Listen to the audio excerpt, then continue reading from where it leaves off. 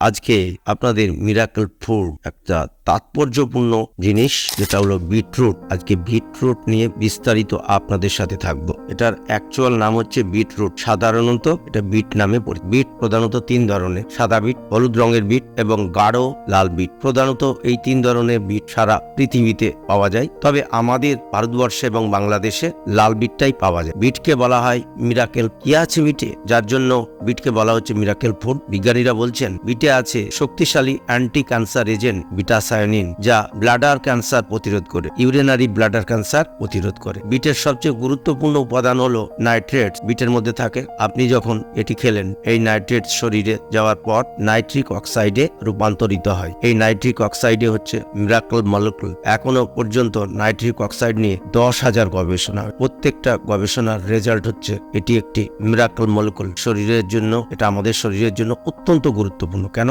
আপনি যখন বিট খাচ্ছেন, এই নাইট্রেটস, বিটের মধ্যে থাকে যে নাইট্রেটস, যে শরীরে যে নাইট্রিক অক্সাইডে রূপান্তরিত হচ্ছে, তখন কি হচ্ছে, রক্তনালীর ভিতরে, হাড়ের ভিতরে, যেমন আমাদের হাড়ের ভিতরে লম্বা লম্বা মাংসপেশি আছে, আমরা দেখতে পারি, বুঝতে পারি, এক্সারসাইজ করার সময় ফুলে ওঠে। সেই রকম রক্তনালীর ভিতরের গায়ে ছোট্ট ছোট্ট মাংসপেশির লেয়ার আছে এবং এইগুলোকে বলে স্মুথ মাসল। আপনি যখন বিট খাচ্ছেন, শরীরে যাওয়ার পর নাইট্রিক অক্সাইড, স্মুথ মাসল গুলো শক্ত হয়ে গিয়েছিল। আপনি যদি টেনশন করেন, দিনের পর দিন, রাতের পর রাত যদি টেনশন করেন, তাহলে শক্ত হতে পারে, খিচে ধরে রাখতে পারে। যদি আপনি প্রচুর তৈলাক্ত, চর্বিযুক্ত ভাজা পোড়া খাবার গ্রহণ করেন, বিরিয়ানি, মশলা, বিভিন্ন রকমের এই খাবারগুলো খান, ভাজা পোড়া তৈলাক্ত খাবার মাংসপেশিকে শক্ত করতে পারে। যখন এই মাংসপেশিগুলো শক্ত হবে, এই রক্তনালী একটা পাইপের মতো ফ্লেক্সিবল, ও পাইপের মতো শক্ত হয়ে যাবেন রক্তনালী, প্লাস্টিকের পাইপের মতো।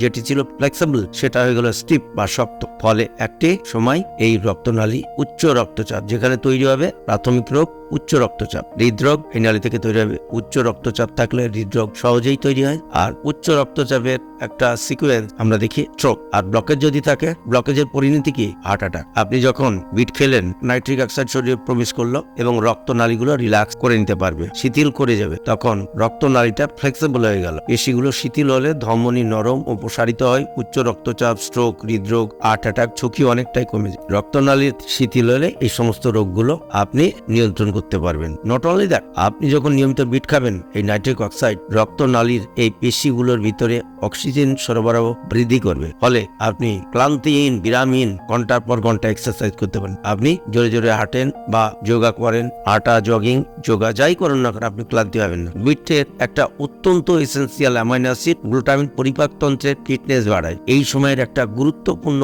আবিষ্কার হলো পেট ফিট তো মাথা ফিট। কারণ আপনার পরিপাকতন্ত্রের ইমিউনো সিস্টেম যদি ফিট থাকে, তাহলে সব ব্রেন ফিট থাকবে এবং মস্তিষ্কের বাইরে একদম অবস্থান করে একমাত্র পরিপাকতন্ত্র। পরিপাকতন্ত্রের nervous system very very important function. পরিপাকতন্ত্রের ফাংশন, কাজ সুন্দরভাবে পরিচালনা করতে সাহায্য করে এই গ্লুটামিন। বিটে আছে পর্যাপ্ত আঁশ বা ডায়েটারি ফাইবার। আঁশ বা ডায়েটারি ফাইবার পরিপাকতন্ত্রের ফিটনেস বাড়ায়। পরিপাকতন্ত্রের ভিতরে কোটি কোটি অণুজীব আছে। এটি হচ্ছে দুই ধরনের, একটি উপকারী আর একটা হচ্ছে ক্ষতিকারক। উপকারক অণুজীবগুলো কি করে? সংখ্যায় বেশি থাকবে, ক্ষতিকারক গুলো সংখ্যায় কম থাকবে, তখন আপনি সুস্থ থাকবেন। এই উপকারী জীবাণুগুলো বাঁচিয়ে রাখার দায়িত্ব আপনার, কারণ সে আপনার শরীরে অবস্থান করে। সে নিজস্ব ইচ্ছা শক্তি নাই, তার বাস্তবায়ন করার ক্ষমতা রাখে না। এই পেটের ভিতরে যে পরিপাকতন্ত্রের ভিতরে অণুজীবগুলো, প্রোবায়োটিক, এগুলো নিয়মিত খাবার বাড়াতে হবে। খাবারগুলোর নাম প্রিবায়োটিক। বিট হচ্ছে একটি অত্যন্ত গুরুত্বপূর্ণ প্রিবায়োটিক, যা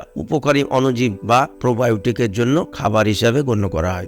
চমৎকার কাজ করবে পেট, যখন চমৎকার কাজ করবে মাথা, যখন চমৎকার কাজ করবে আপনি তখন সুন্দর সুস্থ জীবনযাপন করতে পারবেন। এবং আমাদের সুস্থতার জন্য দরকার অ্যান্টিঅক্সিডেন্ট। আমাদের শরীরে নানাবিধ অ্যান্টিঅক্সিডেন্ট, টক্সিন তৈরি হচ্ছে, ফ্রি রেডিক্যাল তৈরি হচ্ছে, বের করার জন্য অবশ্যই অ্যান্টিঅক্সিডেন্ট তৈরি হতে হবে বা বাইরে থেকে গ্রহণ করতে হবে। পৃথিবীতে যত ভেজিটেবলস আছে, এর ভিতরে 10টি শক্তিশালী অ্যান্টিঅক্সিডেন্ট, বিট হচ্ছে অন্যতম। বিটে রয়েছে অ্যান্টি ইনফ্লামেটরি এজেন্ট ভিটালিন। অ্যান্টি ইনফ্লামেটরি এজেন্ট আপনার শরীরের প্রদাহ, হৃদরোগ, ক্যান্সার প্রতিরোধ করে। ক্যান্সার কিন্তু একদিনে হয় না, অনেক কিছু একটা লক্ষ্য থাকতে হয়, লক্ষ্য অনুযায়ী খাদ্যাভ্যাসকে পরিবর্তন করতে হবে। আপনি যখন বিট খাচ্ছেন, ভিটামিন খাচ্ছেন, ক্যান্সার প্রতিরোধ করবে। বিট আপনি কিভাবে খাবেন? অন্তত 4 ভাবে আপনি বিট খেতে পারেন। জুস হিসাবে গ্রহণ করতে পারেন, স্যালাড হিসাবে গ্রহণ করতে পারেন, রোস্টেড হিসাবে গ্রহণ করতে পারেন, অথবা আপনি স্যুপ হিসাবে খেতে পারেন। বিজ্ঞানীরা বলছেন সবচেয়ে ভালো, সহজ, সবচেয়ে ইফেক্টিভ ফল জুস। বিট কিন্তু খেতে টেস্টি নয়, জুস হিসাবে খাবেন,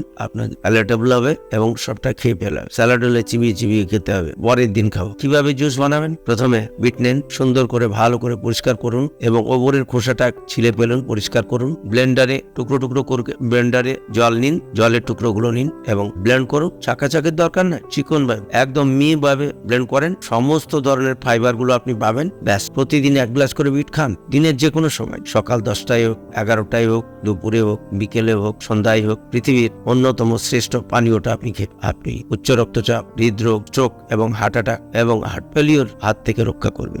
আমি একটা কথা পরিষ্কার করে বলতে চাই, সুস্থতা অর্জন করতে হয়। কোনো মানুষ কোনো দিন অটোমেটিক ভাবে সুস্থ হতে পারে না। যদি প্রস্তুতি নিতে হবে সুস্থ থাকার জন্য, প্রতিদিন যদি 1 গ্লাস করে বিটের রস গ্রহণ করেন তাহলে সুস্থ থাকবেন। তো আমার এই তথ্যগুলো যদি ভালো লাগে অবশ্যই লাইক এবং সাবস্ক্রাইব করবেন, এবং যারা আমার এই চ্যানেলে নতুন তারা অবশ্যই সাবস্ক্রাইব করে আমার এই নতুন নতুন খাদ্য খাবার সংক্রান্ত বিভিন্ন ডিজিজ কিভাবে কি হয় সেই সমস্ত নতুন নতুন তথ্যগুলো পাবেন। এবং তার জন্য আপনি অবশ্যই চ্যানেলটিকে সাবস্ক্রাইব করে রাখুন, এবং আপনার যদি কোনো প্রশ্ন বা জিজ্ঞাসা থাকে অবশ্যই প্রশ্ন করবেন, আপনাদের সাধ্যমতো অ্যান্সার দেব। সবাই ভালো থাকবেন, সুস্থ থাকবেন, আবার দেখা হবে নতুন কোনো বিষয় নিয়ে।